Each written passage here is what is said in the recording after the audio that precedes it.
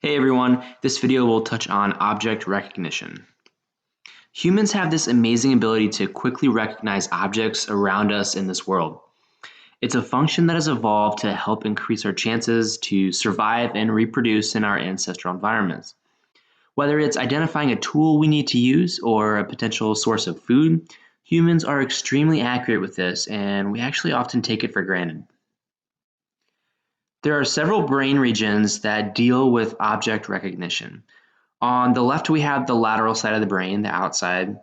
It's no surprise that occipital regions are involved with object recognition because it depends so heavily on our vision.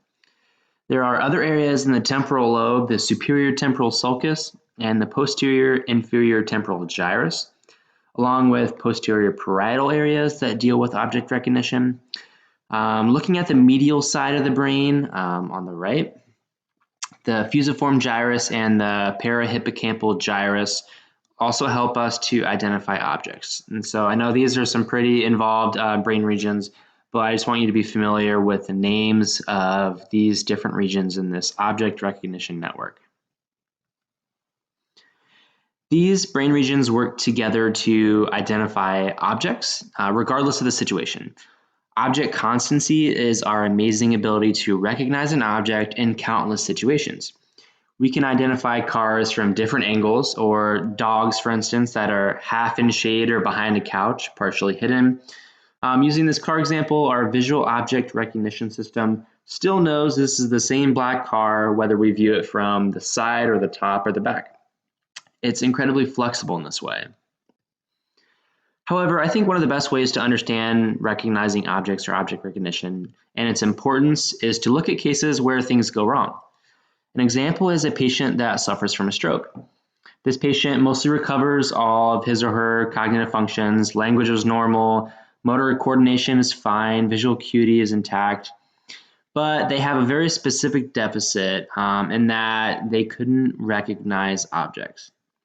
He could describe the features of the object, like the color and the general shape of the object, but when shown actual household objects, this patient was unable to name them. He could describe the thing, but not the name. And this case kind of gets stranger. He could retrieve objects from memory just fine. So when asked to name a round wooden object in which lettuce, tomatoes, and cucumbers are mixed, this patient said, "That's a salad bowl." But when shown a picture of a salad bowl, he was unable to name it or to identify it. Failures of this kind are referred to as an agnosia. The A of this means kind of without, and the nosia means knowledge. So to be agnostic or agnosic, I think agnostic is the term to say it, means to experience a failure of knowledge. This patient in particular had visual agnosia, and this gives us a clue on some of the features that really underlie object recognition. So this patient could identify things by smell or touch through other sensory modalities, just not with visual cues. So we know that object recognition can come from different sensory modalities, and that there can be specific damage to one or more of those. In this case, it's visual agnosia. Let's move on to another type of agnosia. Perceptive agnosia occurs when a patient is still able to recognize an object when the features are still really salient.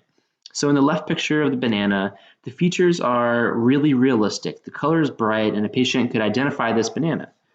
But the problem becomes evident when patients are asked to identify objects based on limited stimulus information, either because the object is shown as a line drawing or seen from a really weird angle. So this patient would not be able to identify the line drawing of the banana on the right.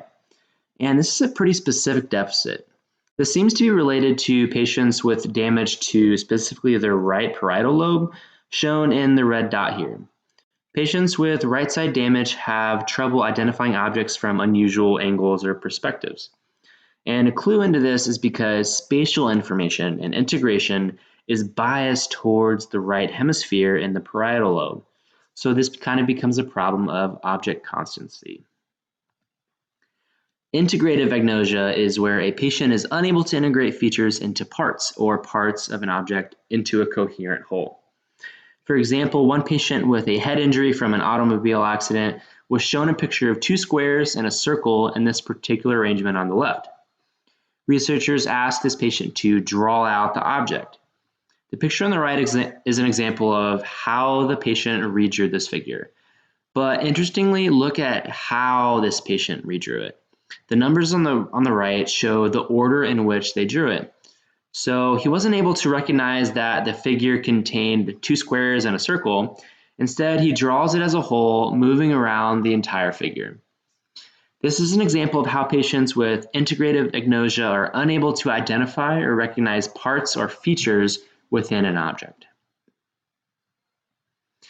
There are multiple types of associative agnosias, but it's mostly problems with creating associations or distinguishing between categories. There's this bizarre case of associative agnosia where some patients cannot identify animate objects. So patients are just fine at identifying inanimate or non-living objects like chairs, tables, but when shown pictures of animate objects like a bird or a dog, the patient is just totally unable to recognize them. So how could this be the case? It could be some of the redundancy built into the brain while we think and process objects. Take a patient with damage in a part of the occipital lobe, thus giving him a type of associative agnosia. When shown a picture of a living cat, it is processed first in the visual stream or the visual system in the occipital lobe. Because of damage to that part of the brain, the patient is unable to identify the cat. But when shown a picture of scissors, there could be additional processing that's going on. Initial processing in the occipital lobe would lead to a lack of recognition, like the case of the cat. But a patient might also imagine using this tool, so thinking about moving his or her fingers to use the scissors to cut. This would activate areas like the sensory motor areas in the brain as well. So this kind of additional processing would enable this patient to be able to recognize the object, even with an ability or even with an inability to identify animate objects. There's one last type of object recognition failure that I want to talk about, and that's prosopagnosia, or an inability to recognize faces. We take this for granted, but we rely on faces heavily to identify people. Faces are just incredibly important. When we meet someone or see a friend walking across the room, we don't look at their legs or the back of their hand to identify them. We look at their face as a cue to know that's my friend. But there are cases in which people have lost this ability. Two areas are critical for face recognition, and that's the fusiform gyrus or fusiform face area, and also parts of the superior temporal sulcus. When patients have damage to these areas, they can develop prosopagnosia. Imagine staring out into a crowd or looking at a group of people and not being able to identify anyone. In some extreme cases, patients can't even recognize themselves when they look into the mirror. There's a quote from a case report of a patient with prosopagnosia, and he said, "At the club, I saw someone strange staring at me and asked the steward who it was. He'll laugh at me because I'd been looking at myself in the mirror the whole time." You can only imagine how much this would disrupt someone's life with such a specific deficit, with every other cognitive function remaining intact.